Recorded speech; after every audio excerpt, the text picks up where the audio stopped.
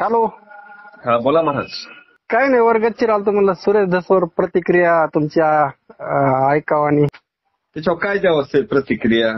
सध्या काय केलं त्यांनी? काय केलंय? धनंजय मुंडेला 2 वेळा भेटलेत ते. अहो ते भेटले नाहीत साहेब, अवचकली झालंय. मग असेच आम्ही राजुरी राहतो. नाही, पहिल्यांदा झाला अवचकली बावनकुळेनी बोललो होतं जेवायला. हा आणि मग तिथं त्यांना थोडंच माहिती आहे की धनंजय मुंडे येणार आहे म्हणून. काही हा तिथं आल्यानंतर मग ते अवचकलीनी बावनकुळे म्हणला की समजा मिटत असलं तुमचं तर बघा. सुरेश धस म्हणले नाही, आमचं संतोष देशमुख प्रकरणावर काही मिटत नाही म्हणलं. हा पण ते दुसऱ्यांदा भेटायला का गेले त्याला आजारी असताना?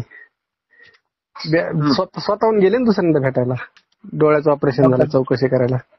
मग तेच ना, भेटायला जायची काय गरज होती, हे लोकांचा प्रश्न आहे ना. मी तर फेसबुकला त्यांच्या बाबत पॉझिटिव्ह म्हणलंय, कारण आपल्या दुफळी नको म्हणून. 4-5 पोस्ट टाकल्या, ज्या पॉझिटिव्ह टाकल्या की त्यांना संधी द्या किंवा अजून त्यांची बाजू समजून घ्या असं समजा. नाही संधी नाही, चौकशाच झाल्या पाहिजे तिथून तिथून. हा ना, मग आता इथून पुढे उलट त्यांच्यावर जिम्मेदारी द्यायला पाहिजे. दोषी आहे का, दोषीवर कारवाई झाली पाहिजे. इथून पुढे उलट सुरेश धसवर जिम्मेदारी द्यायला पाहिजे की जेवढे काय आता त्यांनी घोटाळे आतापर्यंत उघड केले तर ते सिद्ध करण्याची जबाबदारी त्यांच्यावर दिली पाहिजे. पण ते दुसऱ्यांदा जे भेटले समजा, त्याच्याबद्दल काय मत समजा? त्याच्यावर मला नेमकं काय चालू ह्याचाच मिळ नाही महाराज. नाही, तेच पहिल्यांदा तुम्हाला जेवढं ऐकायला भेटलं तेवढंच. समजा पहिल्यांदा भेटलं ते तुम्ही म्हणले ते सभागती झालं, ते फक्त दुसऱ्यांदा ते स्वतःहून गेले त्यांच्या घरी भेटायला ना. मला विकट दुश्मन आहेत ना. हा त्याचं दुखत असताना मी सुद्धा गेलो साहेब. मी सेट सुद्धा घेऊन गेलो त्याला. वैयक्तिक दुश्मन असो, पण शेवटी हे अशा वातावरणात समजा दुसरं काय. सुरेश धसचं म्हणणं की मी मुद्दामून गेलतो समजा, माणूस की काय असते ते त्यांना सांगायसाठी. बरोबर आहे त्यांचं की तुम्हाला तिथं संतोष देशमुखच्या घरी जाऊन भेटले नाही, तुमच्याकडे माणूस की शिल्लक नाही, पण एक माणूस की काय असते ते तुम्हाला कळण्यासाठी समजा. नाही चांगलं, मग ते दाखवणं गरजेचं नाही. हे असं असतंय हो, इतकं झालं तरी तुम्ही तिथं अडकून बसलात.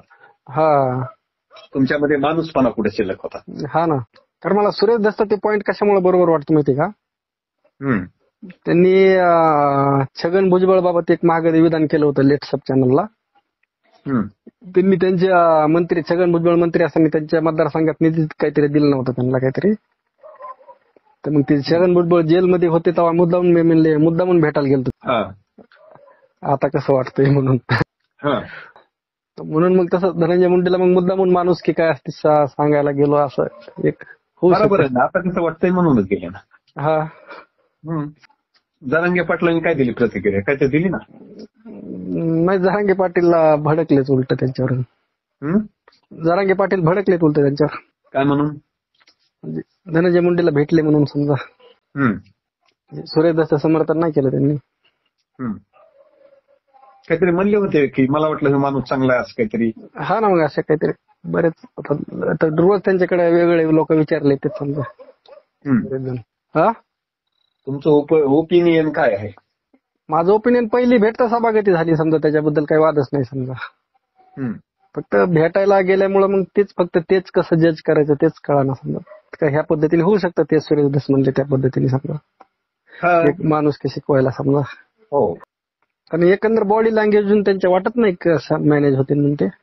आणि एखाद्या वेळेस बावनकुळेचा किंवा काही लोकांचा त्यांच्यावर दबाव बी असू शकतो समजा काही.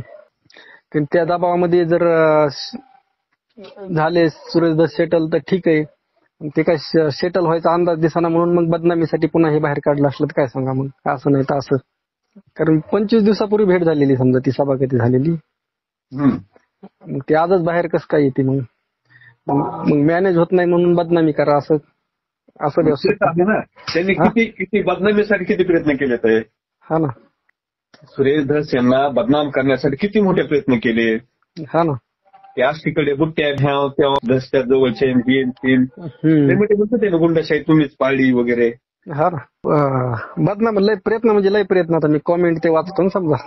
पुन्हा खूप प्रयत्न झाला, परंतु पाटील जरी भडकले असले तरी राजकीय दृष्टीतून जर ते पाहिलं तर मी जी भेट घेतली आहे ती योग्यच आहे. आपण त्याला त्या भेटीला आपण डायरेक्ट त्यांच्यासोबत मॅनेजरला असं घेऊ शकत नाहीत ना. हा ना, आता समजा काय काय काय आपण एका गावामध्ये राहतो, समजा आपल्या एखादा कट्टर विरोधक असतो समजा, तर अशा प्रसंगी काय एखाद्या वेळेस माणूस मुद्दा म्हणून भेटायला जातो त्याला समोरच्याला, की तुझ्याकडे माणूस की शिल्लक नाही, आमच्याकडे अजून शिल्लक आहे समजा, असं म्हणून मुद्दा म्हणून. ज्याला राजकारण कळतं त्यालाच गोष्टी ह्या कळतात फक्त. हा ना,